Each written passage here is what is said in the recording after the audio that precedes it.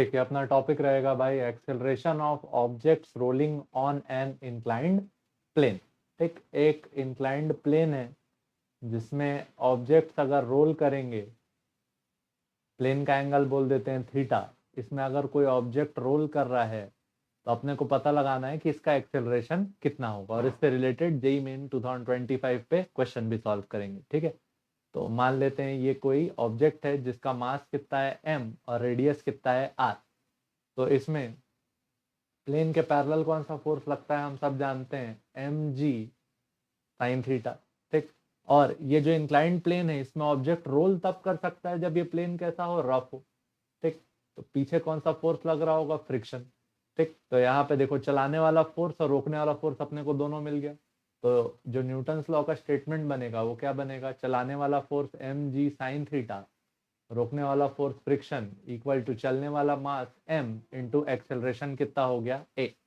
ये हो गया अपना इक्वेशन नंबर 1। पहला इक्वेशन किससे बनाए, न्यूटन के सेकंड लॉ से। अगला जो इक्वेशन बनाएंगे वो बनाएंगे रोटेशन से। अपन लिखेंगे टॉर्क अबाउट, क्या लिखेंगे, torque about centre of the object. Object के सेंटर के अबाउट अगर टॉर्क लिखोगे तो torque of M G sine theta क्या हो जाएगा, torque of M G is equal to 0, क्योंकि जो ग्रेविटेशनल फोर्स रहता है वो कहाँ लगता है, एक्ट्स ऑन सेंटर। कहाँ लगता है, एक्ट्स ऑन सेंटर। तो ग्रेविटेशनल फोर्स का कोई भी कंपोनेंट टॉर्क नहीं लगा सकता, क्यों, क्योंकि टॉर्क का फॉर्मूला क्या होता है, आर क्रॉस एफ। आर इसमें क्या है, perpendicular distance from application of force. तो यहाँ आर का वैल्यू 0 हो गया, तो एफ कितना भी हो, torque due to M G कितना हो गया, 0। अब दूसरा अपने पास जो फोर्स बचा वो बचा फ्रिक्शन। अब देखो फ्रिक्शन कितने डिस्टेंस पे है, रेडियस दूरी पे लग रहा है, किससे, सेंटर ऑफ मास से। अगला लिखेंगे टॉर्क ड्यू टू फ्रिक्शन। देखो जो रेडियस है वो इधर लग रहा है, फ्रिक्शन पीछे लग रहा है, फ्रिक्शन इधर है, आर इधर है, एंगल कितना है, 90 डिग्री। तो क्या हो जाएगा, टॉर्क का फॉर्मूला आर क्रॉस एफ, ये हो गया आर एफ साइन 90। साइन 90 का वैल्यू हो गया 1, तो टॉर्क का वैल्यू आया आर इंटू एफ। ठीक, अब टॉर्क का एक फॉर्मूला हम लोग ये जानते थे आर क्रॉस एफ, और एक फॉर्मूला जानते हैं torque equal to I into alpha. तो एक इक्वेशन 1 और ये इक्वेशन 2, दोनों इक्वेशंस को क्या कर देते हैं, बराबर कर देते हैं। तो क्या लिखे, R F equal to I alpha. ठीक, तो यहाँ से एफ का वैल्यू आपको क्या मिला, I alpha divided by R. ये अपने काम का इक्वेशन है जिसको हम लोग नाम देंगे इक्वेशन नंबर 2। पहली इक्वेशन हमने न्यूटन लॉ से निकाली थी, क्या, M G sine theta minus F equal to M A. अब देखो इसमें एम जी साइन थीटा तो पता था, एफ नहीं पता था, एफ पता लग गया। क्या लिखे एफ के बारे में,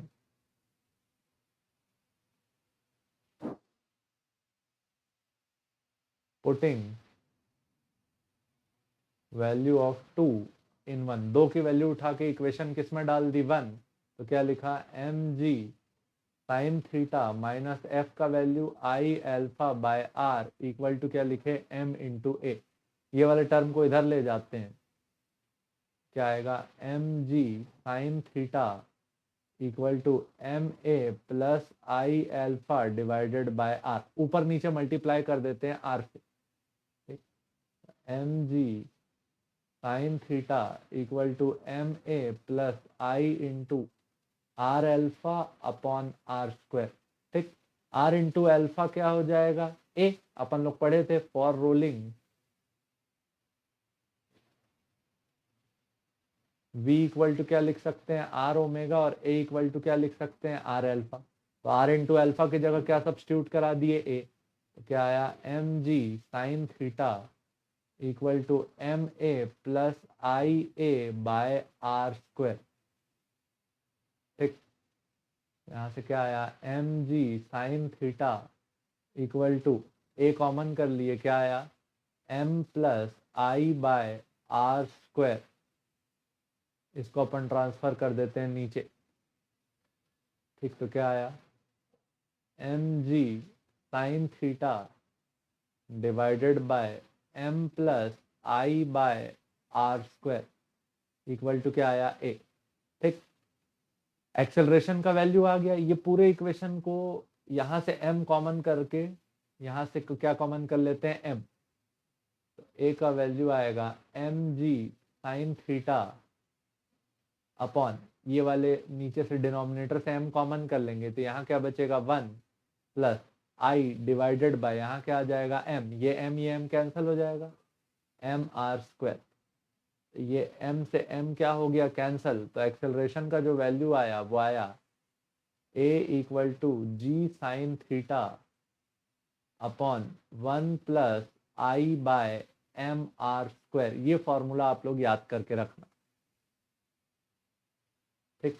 formula G sine theta upon 1 plus I by M R square, ये क्या है, acceleration of object rolling down an inclined plane. ये हो गई अपनी भाई थ्योरी इस टॉपिक पे, ठीक है। अब इसको क्वेश्चन में अप्लाई कर देते हैं, ये जो थ्योरी पढ़ा है इसको। अ यूनिफॉर्म सॉलिड सिलेंडर, एक क्या है, सॉलिड सिलेंडर। सॉलिड सिलेंडर है तो आई का वैल्यू अपन क्या याद करके रखे थे, M R square divided by 2। Rolls down an inclined rough plane at an angle 45 degree. तो थीटा का वैल्यू क्या है, 45 degree. It starts to roll from rest, मतलब u का वैल्यू कितना है, 0, from top of the plane, then linear acceleration of the cylinder axis will be. Linear acceleration का ही फॉर्मूला अपन लिख के रखे हैं, a equal to G sign कितना डिग्री, 45 अपॉन 1 प्लस आई की जगह क्या डाल दिए, एम आर स्क्वायर बाय 2, नीचे भी क्या है, M R square. M R square से एम आर स्क्वायर क्या हो गया, कैंसिल आउट, तो क्या बचा, a equal to G sine 45 upon 1 plus 1 upon 2। तो a इक्वल टू आया G sine 45 divided by 1 plus 1 by 2 कितना हो गया, 3/2, 2 ऊपर चले गए।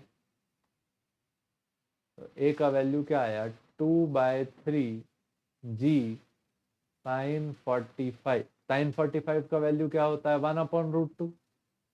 a का वैल्यू आया 2/3 जी इंटू 1/√2। 2/√2 क्या हो गया, a equal to √2 divided by 3 times g। क्या आया, a का value √2/3 times g, √2/3 times g। कौन सा ऑप्शन लगा भाई, डी, ठीक। ये जो फॉर्मूला यूज किया है अपन निकाल के भी दिए, क्या फॉर्मूला है, a equal to G sine theta upon 1 plus I by M R, ठीक। अप्लाई करोगे सीधे आंसर आ जाएगा, ठीक है। होपफुली समझ में आया होगा। समझ में आया होगा तो भाई लाइक शेयर सब्सक्राइब